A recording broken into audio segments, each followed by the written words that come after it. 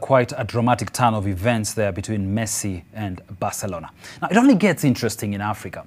Really interesting. After winning the Africa Cup of Nations 3 consecutive times back in 2006, 2008 and 2010, Egypt kept the trophy.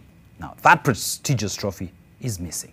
The Egyptian Football Association has launched an urgent investigation regarding the disappearance of the original Africa Cup of Nations trophy.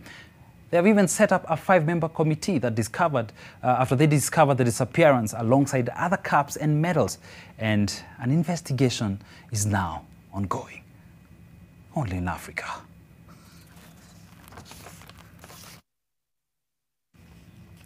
Well, I don't know, missing a golden chance or everything up for grabs.